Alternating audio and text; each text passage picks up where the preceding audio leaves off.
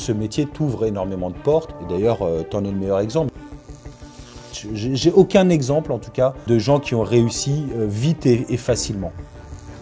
Il y a beaucoup de gens qui psychologisent l'action, et du coup, qui repoussent le passage à l'action en permanence. Tu peux pas réussir. Le métier était plus dur il y a 25 ans ou il est plus dur aujourd'hui, selon toi? Ouais, c'est comme globalement n'importe quelle épreuve de la vie. On peut nous raconter une épreuve de vie, on va comprendre la douleur, mais pas comprendre tout ce qu'il vit exactement. Absolument. Et là, c'est pas le milieu, il faut rentrer sur le terrain, se glisser, se prendre les premières gifles, comme tu dis, et là, on comprend. Et il faut comprendre plusieurs fois, parce qu'il y a tellement d'erreurs naturellement qu'on commet, surtout même tout le temps. Moi, je fais des erreurs tous les jours aujourd'hui. Mais encore plus au démarrage, forcément. En tout cas, c'est encore plus. C'est d'autres erreurs sur d'autres domaines du métier, mais des erreurs, j'en fais tous les jours et pas qu'un peu.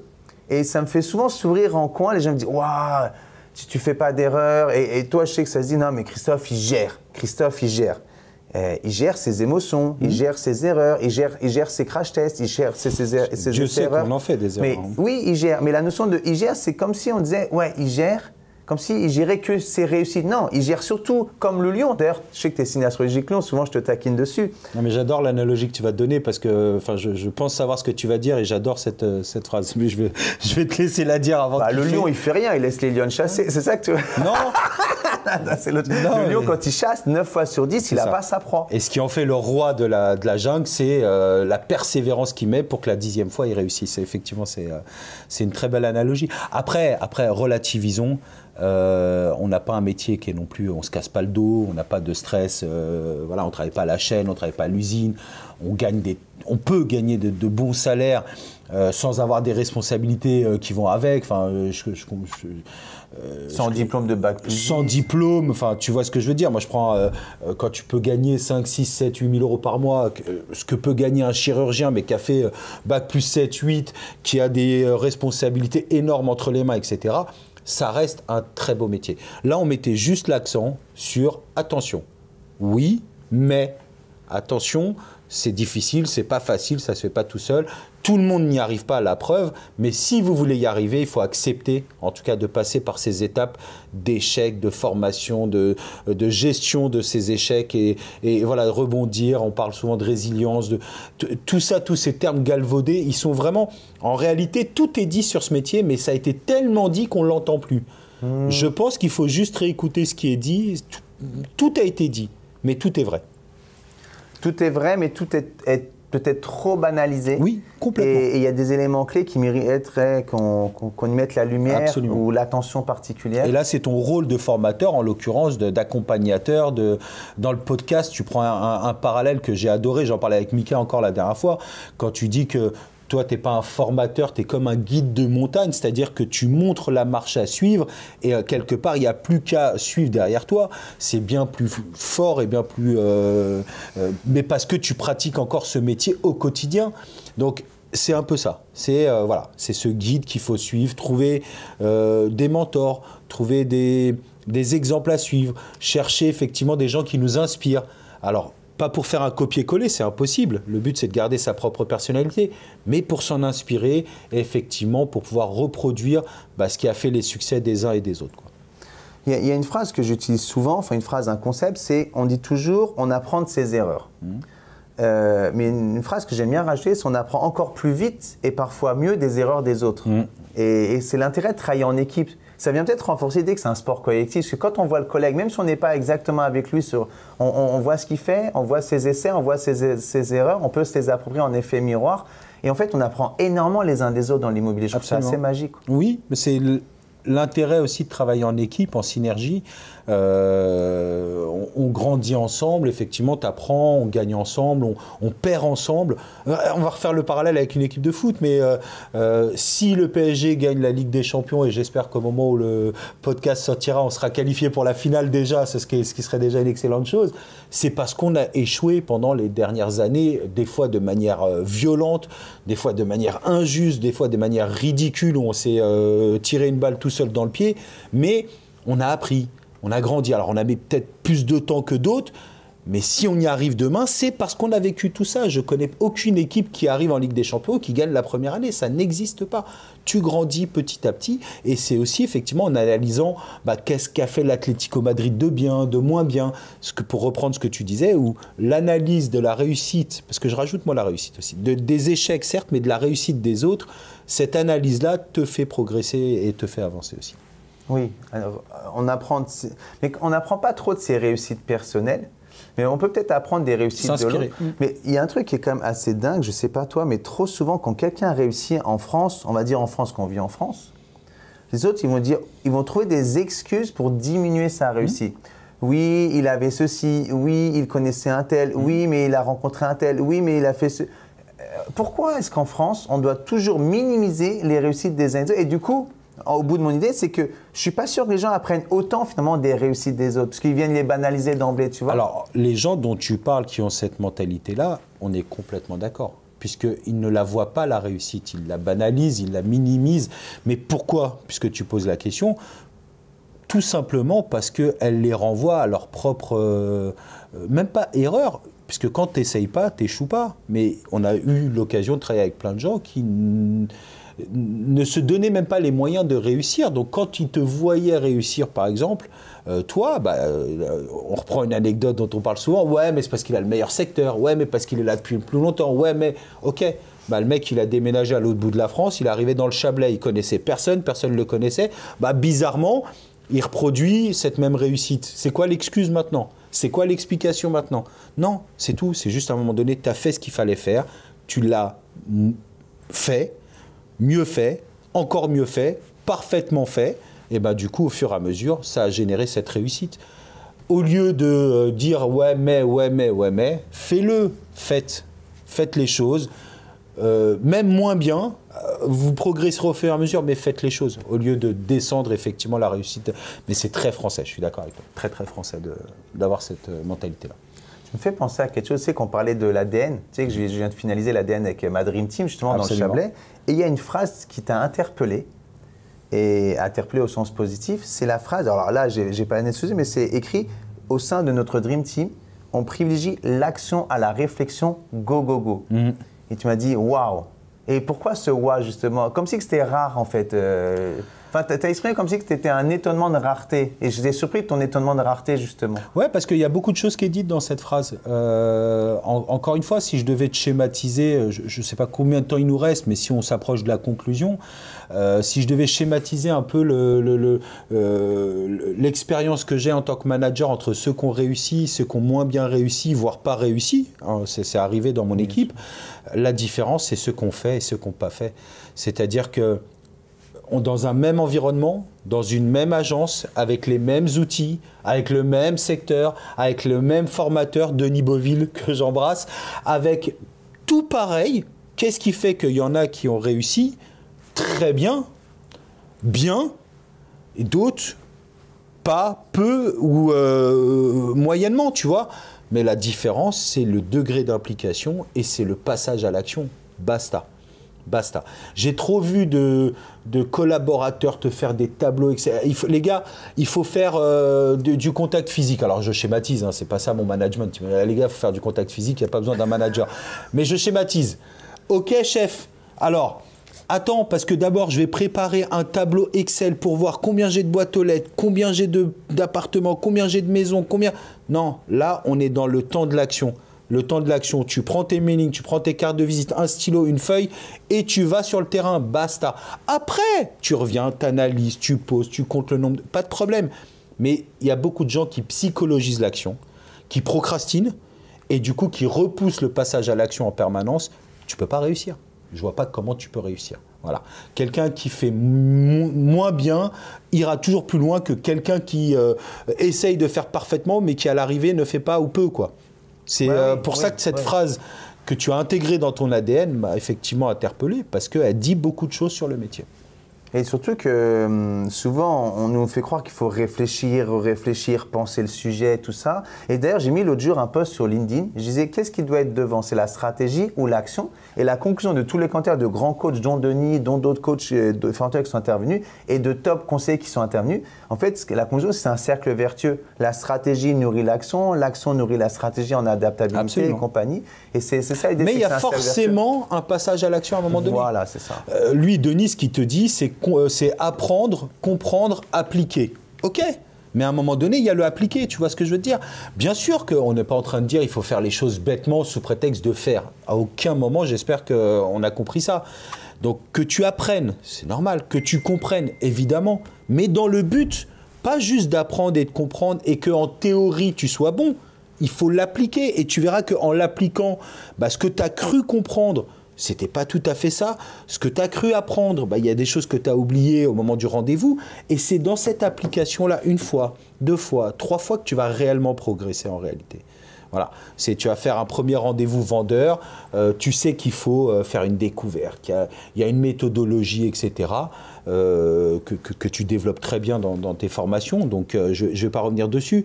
Mais forcément, la première fois, tu vas oublier des étapes. Forcément, la première fois, il y a des choses que tu ne vas pas faire comme tu les a apprises et comprises.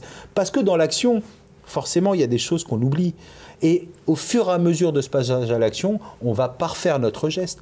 On parlait de sport. Tu prends un mec comme Roger Federer, qui est un des plus grands champions de tous les temps. Du lundi au vendredi avant Roland-Garros, il fait des coups droits et des revers. Va pas me dire qu'on lui apprend à faire un coup droit et un revers à Federer. Mais cette répétition de l'action fait que pendant le match, au moment où il faut passer à l'action, il maîtrise parfaitement. Et du coup, son revers, il part, quelle que soit la situation sur laquelle il est sur le terrain. C'est pareil dans l'immobilier. Tu passes ton temps à refaire des gammes, à mettre en pratique des fondamentaux, comme on dit, de manière à ce que quand tu es en situation, ce soit naturel et que tu puisses te concentrer que sur l'aspect humain et relationnel, mais uniquement quand tu as ingéré et intégré la méthode de travail. Voilà. Comme un chanteur, finalement. Comme tout dans la vie, comme un pianiste, comme un chanteur, comme un tennisman, comme un footballeur. C'est pareil, quand tu regardes Messi s'entraîner, il n'est pas en train d'apprendre à faire des jongles ou des passes. C'est juste qu'il reproduit ses gammes de manière à ce que lors du match, il soit naturellement avec ses coéquipiers prêt à nous faire rêver. Mais ce qui se passe, c'est que la maîtrise doit être tellement précise, tellement forte qu'au-delà de la charge physique dans un sport ou émotionnelle dans un sport ou dans l'immobilier, on puisse reproduire ce geste aussi parfaitement que nécessaire au moment de l'action. C'est vraiment donc dans l'entraînement finalement. C'est exactement ça.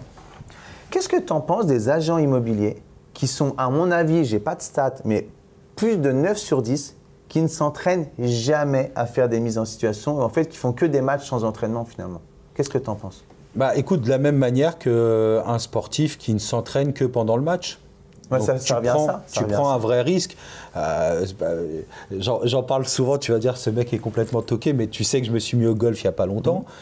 En 1 an et demi, j'ai progressé énormément par rapport à mon temps de pratique, mais parce que je me suis entraîné comme un bourrin. Et si je n'avais pratiqué le golf que quand on faisait les matchs ou les compétitions, je serais toujours à un niveau très moyen, puisque mon temps d'entraînement se résumerait effectivement à cela. Donc, un agent immobilier, pour en revenir à la question, qui ne pratique que lorsqu'il est en rendez-vous, ça veut dire qu'il pratique 1 heure, 2 heures par semaine, sur 35-40 heures de travail. C'est dommage. Autant s'entraîner en permanence avec les collègues, avec des rendez-vous peut-être un peu moins qualifiés, mais justement qui servent à s'entraîner, de manière à ce que quand demain tu es en face d'un vendeur A avec un bien demandé sur le marché, avec une exclusivité au bout du rendez-vous et 20 ou 25 000 de com, mais ce n'est pas à ce moment-là qu'il faut s'entraîner. À ce moment-là, il faut performer. À ce moment-là, il faut être dans la réussite, pas dans l'entraînement. Donc, pour être dans la réussite lors de ce rendez-vous-là, il faut s'être entraîné avant.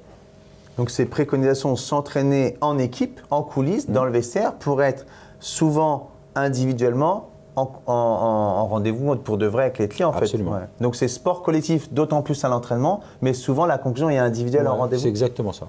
Bah, en rendez-vous, oui. En rendez-vous, tu es toi face à ton client, face à ton vendeur. Alors, et encore, nous, on travaille beaucoup avec Cyril, justement, le directeur de l'agence. On aime bien travailler en binôme. C'est qu'on l'a fait très souvent ensemble aussi. Il y a même là, tu as quand même une notion de collectif. Mais oui, globalement, la plupart du temps, en rendez-vous, tu es toi face à un client qui a un besoin, à toi de le comprendre, à toi de voir comment tu peux y répondre. C'est toi vis-à-vis de toi-même. Là, effectivement, tu es dans la pratique. En fait, j'ai l'impression que c'est l'immobilier traditionnel, dit en agence, qu'on souvent on appelle agence vitrée, agence traditionnelle, c'est clairement un sport collectif. On partage le même vestiaire en entier. Ce qui nous a fait hésiter, je pense, c'est toute cette nouvelle tendance. Une tendance, enfin nouvelle, c'est plus si nouveau que ça aujourd'hui, mais de réseau monétaire, où là on se retrouve quand on fait des audits, des sondages, où la douleur numéro 1 d'un mandataire immobilier… La solitude. La solitude. Donc là, ça ferait penser… Tu vois, c'est ça qui nous fait essayer, mais c'est peut-être pour ça qu'ils ne réussissent pas, parce que justement, ils ne le rendent pas assez collectif, le métier. Exactement. Quand tu exprimes de manière claire, comme c'est le cas d'effectivement plus de 7 mandataires sur 10, que ta difficulté première, c'est la solitude, c'est bien une manière de reconnaître que c'est pas normal, c'est pas une situation normale de se retrouver seul dans ce métier. C'est bien un métier où tu dois effectivement partager en permanence. Donc, ça confirme ce que tu dis, effectivement, que c'est un sport collectif. Après… On va pas s'étaler sur le match agence vitrée, réseau de mandataires, surtout que, comme tu sais, j'ai la double casquette, mais il y a réseau de mandataires et réseau de mandataires, et tu as agence vitrée. Je pense que de manière globale, il y a des gens très performants des deux côtés. Ce qui pipe un peu les dés, et je le dis quand même, c'est le principe que pour être mandataire indépendant, tu as besoin juste de signer en bas d'une feuille et tu deviens mandataire indépendant. Pour avoir une agence vitrée, c'est bien plus compliqué, bien plus cadré. C'est pas les mêmes engagements financiers, c'est pas les mêmes obligations de résultats. C'est-à-dire quand tu es mandataire, tu fais une vente par mois, une vente tous les 2 mois, tu vis. Bah, si je fais ça à l'agence, je suis mort. Donc, tu vois, c'est aussi… Voilà, alors, certains comme toi n'ont pas besoin de cette pression pour performer. Tu vois, c'est une question d'état d'esprit aussi. Mais c'est vrai que c'est pas la globalité des mandataires indépendants aujourd'hui, quoi. Pour conclure notre échange de cette vidéo, si tu devais partager un message à celles et ceux qui nous regardent, qui sont principalement des agents immobiliers, des conseillers immobiliers, des mandataires immobiliers, qui sont motivés par leur carrière, sinon ils ne consommeraient pas du contenu animé par des professionnels de l'immobilier, que tu as envie de nous partager pour conclure notre séquence ? Pour résumer ce qu'on s'est dit un petit peu, c'est un très beau métier. Encore une fois, si ça fait 25 ans que je le pratique et toujours avec autant j'espère que ça se sent de passion et de plaisir, c'est un beau métier. C'est un métier.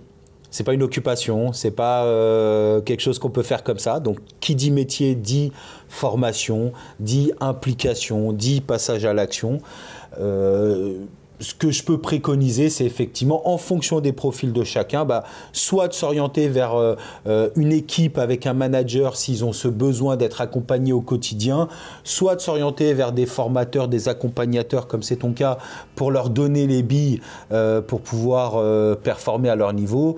Mais c'est tout sauf un métier qu'on fait tout seul dans sa chambre ou dans son bureau et qui est facile comme ça. Voilà, je ne sais pas si c'est clair, mais ça reprend un petit peu. Donc, c'est pas si facile que ça. En tout cas, pas aussi facile que ça en a l'air par ceux qui pratiquent déjà le métier. Et toute dernière question, 25 ans de métier, le métier était plus dur il y a 25 ans ou il est plus dur aujourd'hui selon toi ? Pour moi, il est plus dur aujourd'hui parce qu'il a l'air plus facile. Tu vois ce que je veux dire ? La conclusion, elle est magnifique. Ils vont pouvoir philosopher dessus. Ouais, non, vous avez 2 heures. Non, c'est pareil, on en parlait dans notre podcast avec Mickaël la dernière fois, c'est qu'aujourd'hui, on a tellement d'outils à disposition que tu as l'impression qu'en appuyant sur un bouton, tu as fait une relance. Qu'en appuyant sur un bouton, tu as fait un texte pub. Qu'en appuyant sur un bouton, tu as fait… mais tu n'as rien fait du tout. Tu as fait quand tu as un contact humain avec ton vendeur, ton acheteur, etc. Donc… on a l'impression que ce métier est facile, ce qui a attiré d'ailleurs énormément de monde à un moment donné dans ce métier. Mais en réalité, il est toujours aussi dur qu'il y a 25 ans, sauf qu'on ne le voit pas. Il y a 25 ans, Moi, quand j'ai commencé le métier, il n'y avait pas d'internet, il y avait encore moins de réseaux sociaux. Je me rappelle aller acheter le particulier à particulier à la librairie de chez Christelle, puisqu'on est cachalets tous les deux au centre-ville. On achetait le particulier, on entourait, on appelait. Il y avait forcément une action commerciale humaine. Aujourd'hui, tout est téléguidé. Tu as des CRM, ils te font les rapprochements, les relances à ta place. Tu as les réseaux sociaux, tu mets une annonce, tu es le roi du monde. Tu as 50 000 followers, tu as l'impression que tu es Dieu alors que tu es personne. Enfin, mais de manière globale, hein, ça c'est un peu malheureusement l'évolution de la société, mais dont le métier n'a pas été épargné. Donc voilà. Merci beaucoup, je te fais une grosse bise, mon ami. À très bientôt. Ben, carrément, tu viens sur mes terres la prochaine fois. La prochaine fois, on est sur Evian, avec grand plaisir. Je vais la laisser jusqu'au bout la vidéo, devant témoin. J'arrête de prendre des engagements filmés parce que je suis obligé de les tenir après, c'est relou.